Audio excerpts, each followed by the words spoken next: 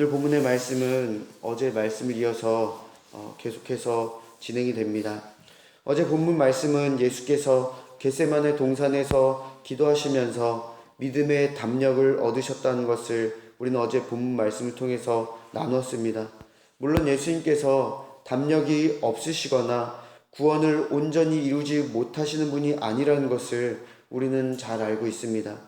예수님께 가장 큰 고통에 대한 부분은 예수님께서 경험하시는 가장 큰 고통이라는 것은 잠시라고는 하지만 하나님께 버림받는 그 고통이었습니다. 예수님의 이 모범을 보면서 우리도 고난과 고통 가운데 기도하며 믿음의 담력을 얻어 하나님의 뜻에 복종해야 한다는 것을 우리는 어제 나눴습니다. 기도를 마치신 예수님께서 자신을 잡기 위해 사람들이 왔다고 말씀하십니다. 그리고 정말로 예수님을 잡을 사람들이 등장합니다. 그런데 우리는 이 오늘 시작되는 47절의 말씀을 보면서 착잡하고 씁쓸한 기분으로 오늘의 말씀을 마주하게 됩니다. 12 중에 하나인 유다라는 말의 의미를 우리가 한번 주의 깊게 봤으면 좋겠습니다. 이 말의 의미를 살펴볼 때 예수님께서 유다로 인해서 가슴이 아프셨다라는 것을 우리는 충분히 짐작할 수 있습니다. 왜 예수님께서 이 유다로 인해서 가슴이 아프셨을까요? 이 유다가 예수님을 붙잡아 가도록 그렇게 안내한 그런 사람이기 때문일까요? 예수님께서 가슴 아프셨던 이유는 예수님의 12 제자 중에 하나인 유다가 가증스러운 배신자의 모습을 띈 채 불명예스러운 자가 되었기 때문에 마음이 아프셨던 것입니다. 유다는 예수님의 얼굴을 모르는 사람들을 위해서 군호, 즉 군대에게 보내는 신호를 짰습니다. 그리고 상당히 적극적인 자세로 의견을 내지요. 내가 입맞추는 자가 그니 그를 잡으시오. 마귀의 종이며 또 마귀의 종이 된 자, 또 앞잡이가 된 유다의 그 가증스러운 모습을 뚜렷하게 보여주고 있는 대목입니다. 그런데 그의 가증스러움은 이걸로 끝난 것이 아닙니다. 그는 자신의 선생님을 팔면서 눈 하나 깜짝하지 않고 랍비여 안녕하시옵니까? 라며 평안을 빌고 있습니다.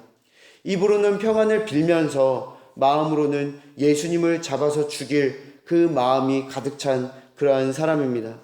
사랑하는 여러분, 유다는 실패한 자입니다. 신앙과 믿음 그리고 그의 인격도 모두 실패한 것 같이 보입니다. 아니, 실패한 것 같이 보이는 게 아니라 완벽하게 실패했죠. 우리의 이 유다의 모습을 보면서 어쩌면 우리의 모습을 보는 듯한 불편한 느낌이 들 수도 있습니다. 우리는 입술로는 늘 하나님을 찬양하며 믿음의 고백인 아멘을 외치지만 우리의 마음과 행실은 어떠합니까? 굳이 그런 것들을 하나하나 다 말을 할 필요는 없지요. 이미 여러분들이 그리고 제가 더 우리의 모습을 잘 알고 있습니다.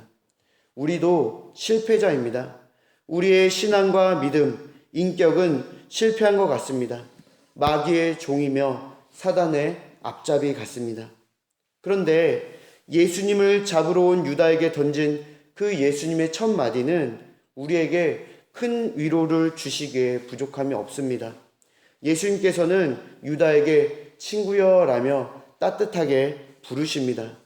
여러분, 예수님께서는 유다의 모든 것들을 다 아시면서 친구여 라고 부르고 계십니다. 예수님을 잡기 위해 병사들을 끌고 온 유다를 비난하지 않으시고 끝까지 친구라고 불러주신 것입니다. 예수님은 실패한 우리에게도 비난하지 않으시는 분이십니다. 그리고 계속해서 격려하시고 응원해 주시죠. 내 친구 우진아, 이렇게 여러분들을 또한 불러주십니다. 이 따뜻한 한 말씀이 죄악 가운데 빠져 실패자같이 느껴지는 우리에게, 그리하여 하나님께 나아갈 면목도 힘도 없는 우리에게 얼마나 큰 힘과 위로가 됩니까? 얼마나 큰 새 힘이 됩니까? 예수님은 우리들의 연약함도 우리가 짓게 되는 죄악들을 모두 아시면서 여전히 우리를 사랑하시면서 따뜻하게 불러주십니다. 친구여. 예수님은 유다를 따뜻하게 부르신 후에 유다가 해야 할 일을 하라고 말씀하십니다. 내가 무엇을 하려고 왔는지 행하라.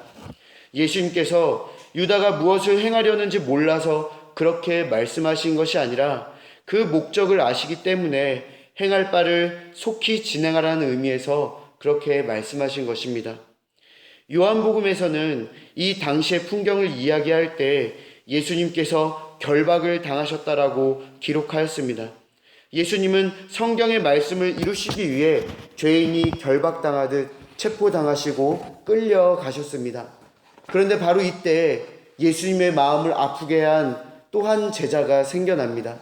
바로 베드로입니다. 잡혀가시는 예수님을 보면서 베드로는 어떠한 행동을 취합니까? 검을 빼어듭니다. 예수님께서 바로 앞전까지 베드로가 부인할 것이라는 말씀을 하셨지요. 한 번이 아닌 여러 번 말씀하셨습니다. 지금 베드로에게는 그의 충성심을 보여드릴 절호의 기회가 찾아왔습니다. 그래서 베드로는 그가 차고 있던 칼을 빼서 예수님을 잡으려는 대제사장의 종을 쳤고 그 종은 베드로의 칼을 미처 피하지 못하고 귀를 베이게 됩니다. 요한복음에서는 이 종의 이름이 말고라고 기록하였고 누가복음에서는 이 말고의 오른쪽 귀가 잘려져 나갔다라고 또한 기록되어 있습니다. 사랑하는 여러분, 우리가 겟세마네 동산에서의 사건을 다룰 때 관심 있게 봐야 할 성경이 있습니다. 바로 요한복음 14장부터 17장까지의 말씀입니다. 예수님께서 유월절 전에 제자들과 최후의 만찬을 나누신 후에 감람산에 가셨다가 다시 겟세마네 동산으로 오시는 그 중간을 요한복음 14장부터 17장까지 다루고 있습니다. 이 부분이 예수님께서 제자들에게 마지막으로 가르치셨던 부분이며 대화의 내용입니다. 요한복음 16장 30절에서 33절의 말씀을 읽어드리겠습니다. 우리가 지금에야 주께서 모든 것을 아시고 또 사람의 물음을 기다리시지 않는 줄 아나이다. 이로써 하나님께로부터 나오심을 우리가 믿사옵나이다. 예수께서 대답하시되 이제는 너희가 믿느냐? 보라, 너희가 다 각각 제 곳으로 흩어지고 나를 혼자 둘 때가 오나니 벌써 왔도다. 그러나 내가 혼자 있는 것이 아니라 아버지께서 나와 함께 계시느니라. 이것을 너희에게 이르는 것은 너희로 내 안에서 평안을 누리게 하려 함이라. 세상에서는 너희가 환난을 당하나 담대하라. 내가 세상을 이겼노라. 베드로는 예수님께서 하나님께로부터 나오신 분임을 분명히 믿었습니다. 그렇게 예수님께서 바로 뒤에 하신 말씀들을 믿고 따랐어야 했습니다. 예수님이 잡혀가실 때 자신의 충성심을 보이려는 교만하고 이기적인 마음이 아니라 오히려 세상을 이기셨다라고 선포하시는 그 예수님의 말씀을 겸손하게 받아들였음을 삶으로 보여드려야 했던 것입니다. 이렇게 하지 못함이 바로 예수님의 마음을 아프게 해드린 것입니다. 뿐만 아니라 예수님이 죽는 것이 하나님의 목적이라는 그 사실을 망각해 버렸으며 예수님이 하나님의 보호하심을 받는 분이라는 사실을 지금 베드로는 망각해 버렸습니다. 이러한 것들이 예수님의 마음을 아프게 한 것이죠. 사랑하는 여러분, 그렇기 때문에 믿음은 행함으로 드러나야 한다라는 야고보를 통한 하나님의 말씀에 우리는 귀 기울여야 하는 것입니다. 우리가 드러내야 할 행동은 다양한 모습으로 나타날 수는 있습니다. 우리의 믿음의 행동은 다양하게 나타날 수 있지만 제일 먼저는 말씀 앞에서 겸손해져야 한다는 것을 기억하시길 바랍니다. 예수님은 계속해서 베드로에게 말씀하십니다. 칼을 가지는 자는 다 칼로 망하느니라. 진정한 승리는 무력이 아니라는 것을 말씀해 주시면서 예수님은 검과 몽치로 잡으려고 온 사람들을 향해 심판을 선언하는 그 말씀을 하고 계십니다. 그러면서 예수님은 다시 한번 잡혀가셔야 하는 이유가 구약 성경과 관련된 메시아의 모든 예언을 이루기 위함이라는 것을 강조하고 계십니다. 사랑하는 여러분, 예수님은 12 제자 중 한 사람인 가룟 유다로 인해서 그리고 베드로로 인해서 마음이 아프셨습니다. 타락한 제자, 그리고 여전히 연약한 제자는 예수님의 또 다른 고난이라고 말할 수가 있습니다. 그런데 모든 제자가 마음을 아프게 했다면 이야말로 진정한 고난이 아닐까 싶습니다. 오늘 본문 말씀의 마지막 절인 56절의 끝을 읽어드리겠습니다. 이에 제자들이 다 예수를 버리고 도망하니라.